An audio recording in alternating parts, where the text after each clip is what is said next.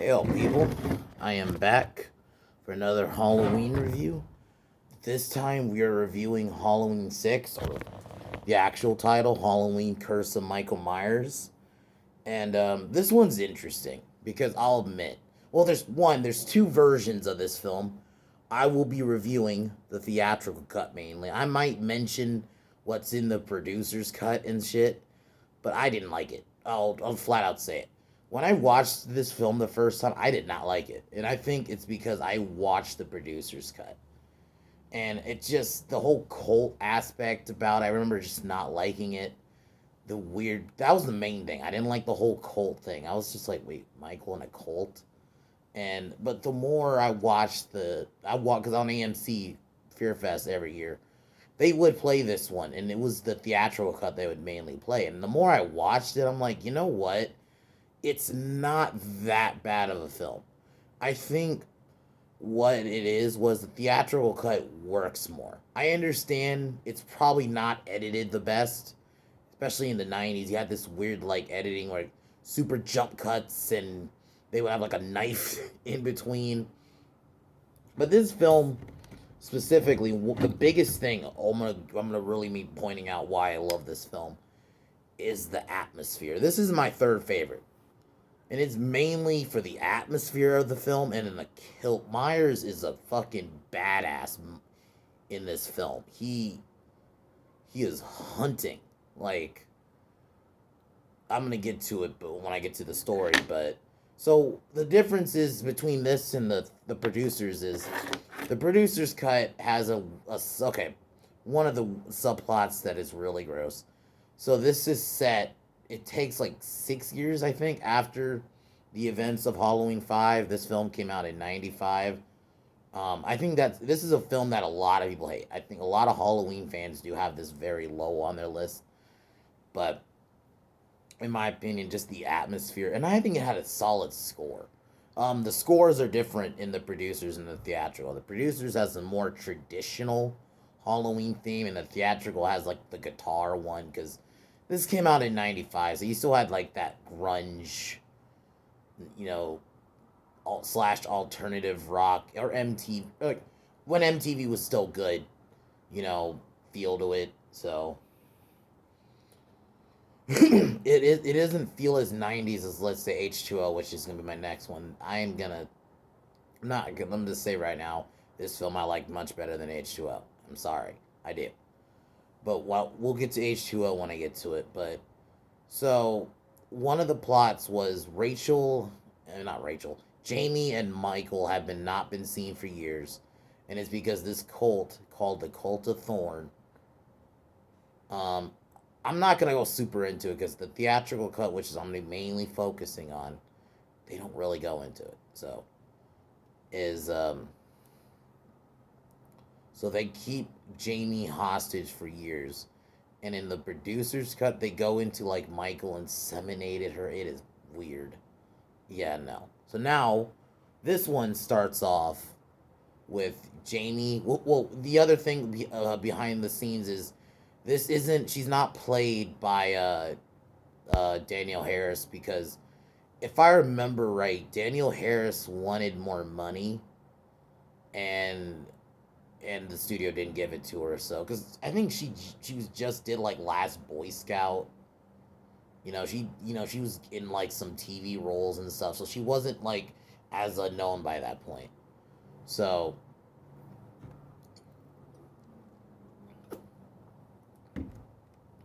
why like so this is played by a different actor. I think her name's JC Brandy. But so we see Jamie give birth to her son, which is just named uh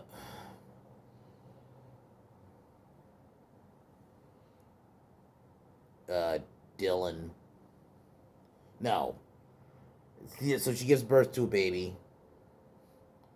Um, so and then one of the nurses who's helped nurse the baby gives her the baby and basically tries to help her escape. Then nurse tells Jamie to run, and then Myers shows up. And this film starts off with a bang. He grabs like even the shot is cool. Like you get this like almost like you also get kind of a quick first person view of Michael coming around the corner, and this nurse is like just standing there, and then there's like this shot of blackness behind her, and Michael just steps out of it, grabs her, and impales her on like a there's like a spike on the wall, and it just impales. It's just and he stands in, and the music starts kicking, and it's really good. Jamie's running out with her baby. It's raining. Like it already kind of starts off with a bang. So Michael chases her. She ends up getting into a car, like a trucker's car. The trucker's like, "Hey, you're in my car." And then she's trying to tell him, "Turn around, watch out, watch out." And then Michael turns around and basically snaps his neck around, and you can kind of see bone. And then she drives away. So this film, like the atmosphere, like I said, like it feels like it's fall. It feels like you're in Haddonfield. So we also meet this radio. They're talking about Michael Myers. Barry Sims, who's like he's basically the sleazy fucking radio DJ. You hear him talk about Michael Myers. He's basically mocking people, and we see Danny, who's Kara's son. Kara, who she's the main character of the movie. She's comforting Danny because Danny's having nightmares, and they have to. This film has to basically explain away the whole Man in Black shit because that was a MacGuffin in the last film, like I said. So they had to explain that away. So you have Danny has a quick nightmare of like a man in black holding a knife, and Kara sees a drawing, like a weird drawing Danny made. And they're staying at this old Myers house, and so while this is happening, Jamie runs to like it looks like it's like a bus stop or whatever, and she tries to call into the Barry Sims show to warn, like, he's coming. And, Barry Sims kind of just doesn't believe her, just says she's crazy. Also, Loomis in this is also sadly, after this film was done, Donald Pleasance died. Um, yeah, he died in real life while this is being made, so RIP to Donald Pleasance. So, so Loomis in this movie is retired, and he's talking to his one of his old um, co-workers in at the Smiths Groves and Dr. Wynn, who he's played by the actor. I don't know the actor's name, but he's the villain in Lethal Weapon, the first one. So not Lori, Jamie is hiding in the bathroom. Myers shows up, goes to the bathroom, checking. She climbs out the window, and she ends up getting in her car, tries to drive off. Myers is following her. This is a nice little chase scene. He ends up running her off the road into like a farm. So she gets out. She runs into the farm, and just there's like this one shot when she's looking, and it's like raining, and then lightning strikes, and you see like Myers there outside in the rain. Like there's just some really cool shots in this movie. So he ends up killing her, putting her on like like this machine that has like just a bunch of blades, and then she's telling him like you can't have the baby. And this is another difference in the producer's cut. She apparently this happens, but she doesn't die. She ends up going to the hospital, and the Men in Black basically it's applied. He shoots her. I don't like that. I don't.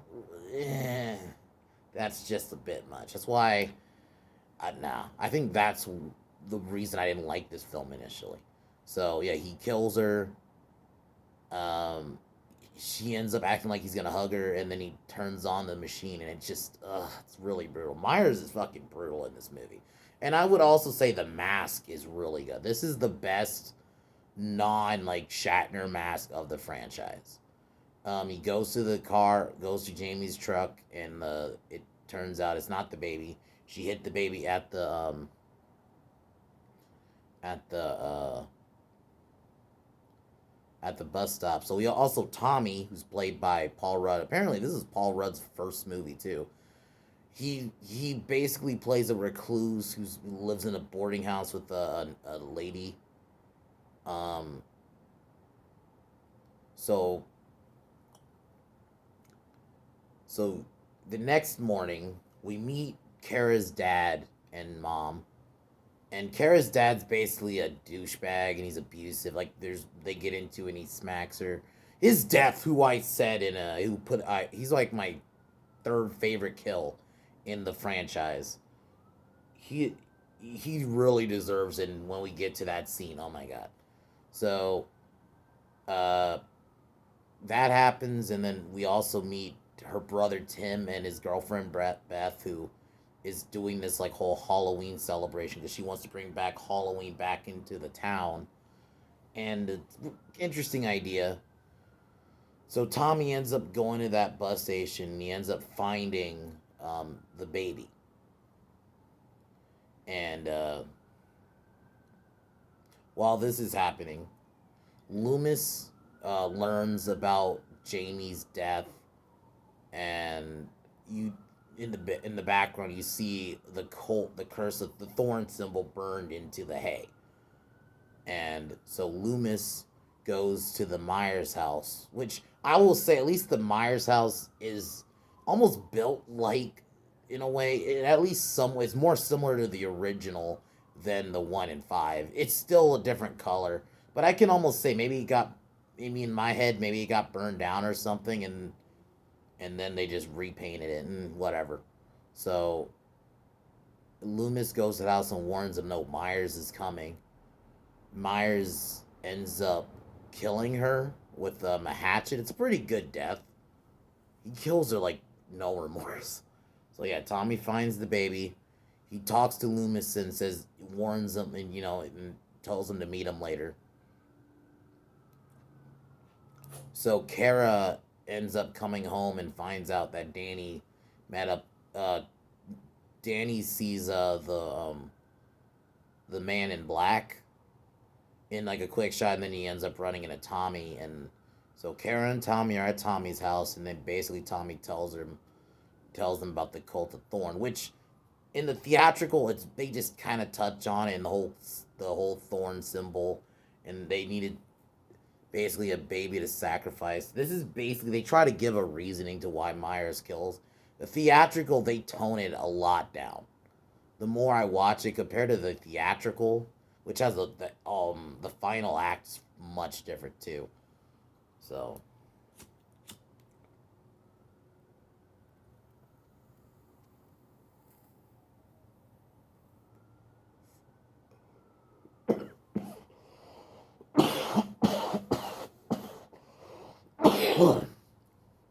so um, Tommy has to go to the Halloween event, the Haddonfield Halloween party that was Beth was setting up to meet Loomis. So he tells Kara not to go to her house, basically. So he leaves. We go to the party, and we see Barry kind of be because Beth interviewing him, or he's interviewing her, and you could tell, he's kind of a sleazebag. He's trying to hit on her and shit like that. And basically, he said, "You know what? Let's have the meetup at your house." When he learns that, you know, the house that Tim's staying at is the Myers house. So they all scatter. He's Barry's going to his car. Myers kills him, and then the next scene is this little girl. Myers basically strings up the body. This little girl starts to feel it says it's raining and it's warm, and the body falls out. And then Tommy and meets up with Loomis. Back at the Myers house, Tim and Beth come home. They Beth tries to scare him a bit, and then they end up basically hooking up. You know, no one's there. Oh, I'm fucking dumb. Before that, um, while the mom learns about the house, and basically she threatened to run out on her husband. So her husband comes home, and no one's home, and he finds the laundry running, and he finds his wife's head in it, or like bloody sheets. And then Myers stabs him, and then stabs him to an electrical thing, and basically he gets electrocuted to death, and kaboom, his head blows up. Really brutal death. This is my third favorite kill. This film also has my second favorite, which we will get to. Um, so Tim and Beth come home, like I said. They hook up, and while Tim ends up taking a shower, when he gets out, Myers slits his throat, and even the way it's done is pretty brutal. And then Kara is watching across the street, and then calls the house and say, Beth, you got to get out of there. And then Myers comes from behind and stabs her, and the music starts playing. And then she sees Danny go across to the house. So she ends up having to go there to try to save her son. And so they do that. She goes in. She finds the bodies. Myers tries to chase them. There's one scene where Myers just pulls out a hatchet of someone's chest. It's just like, holy shit. Yeah, he's really brutal in this movie. She ends up taking out Myers for a second. They run out of the house. You have this really cool shot of Myers walking across the street in the rain. And then, lo and behold, Loomis ends up telling Dr. Wynn the whereabouts of the baby. And they end up... It turns out Dr. Wynn is the leader of the cult. So, I mean, it makes sense. He played a bad guy in Lethal Weapon, so... And they do much in the producer's cut. Similar things happen. Tommy ends Kara, the baby, and Danny, I think, end up getting kidnapped. And then Loomis and Tommy have to get them back. But in the producer's cut, they go more into Kara's about to be like sacrificed. Myers is just standing there. He's basically a tool of the cult. I really hated that. So in the going back to the theatrical, Loomis ends up and Tommy go to the Smith's Grove, and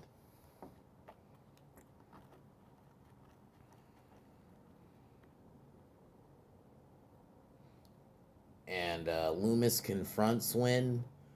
Loomis gets knocked out, and then Wynn goes to the lab. And yeah, he even has like a line, "Oh, Halloween's over. We're gonna take off all them robes." Also, the actor playing Michael is George P. Wilbur. He also played Michael in the fourth film. This scene, in the theatrical, they had to reshoot it because I don't know if there was like a test screening or something so they end up changing the final act. So Tommy rescues Kara. Michael ends up killing one of the patients. He chases Tommy and Kara.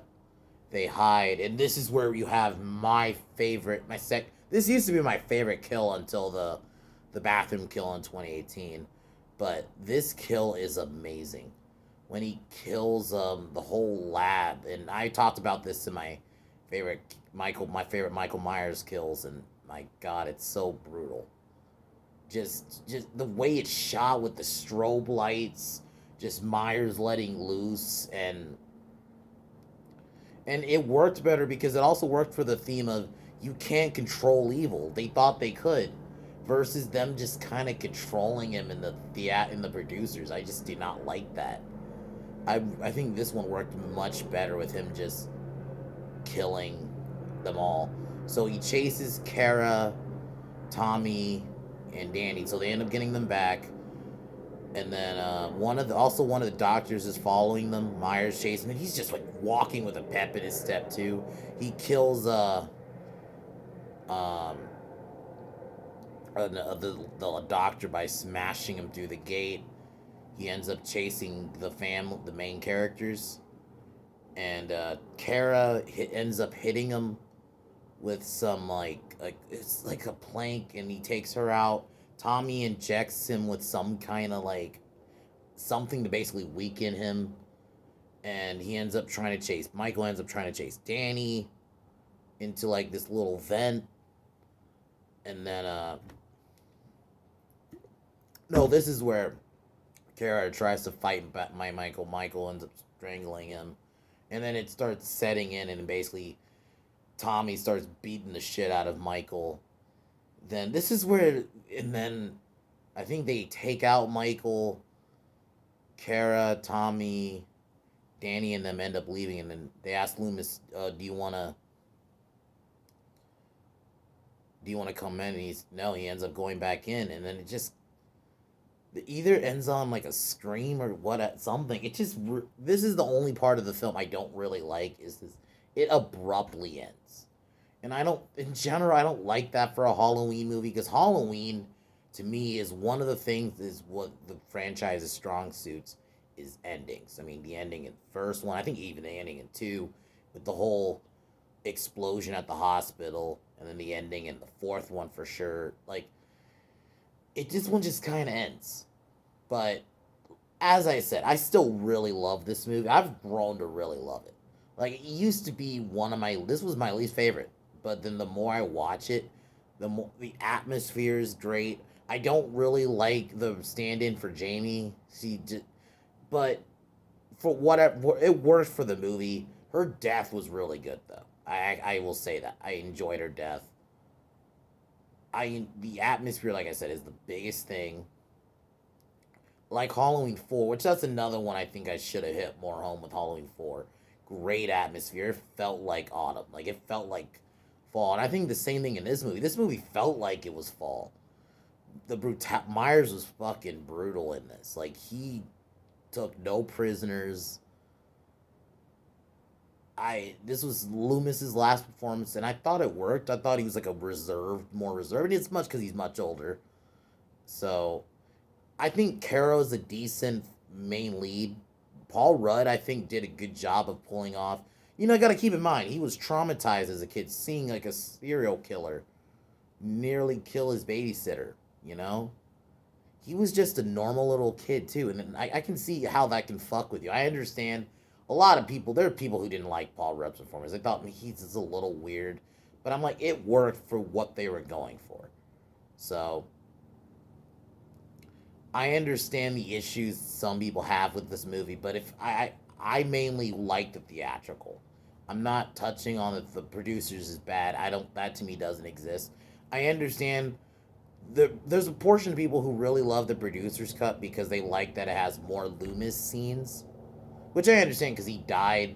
You want more scenes of him. I understand. And this was basically this was his last movie, so I understand that. I wish there was like a. I think there are cuts out there where basically they edit both cuts together because I just the brutality, like some of the kills in this. Michael like legit felt scary. I mean, I think he's been scary in the other ones, but this one he felt scary too. Like just, and I think the characters were decent. Like I said, it's not amazing, but it is my third favorite, especially just for Myers film. If you're going straight up as a Myers film. This was the last of basically this timeline because they kind of change it up in, like I said, I'll get to H2O.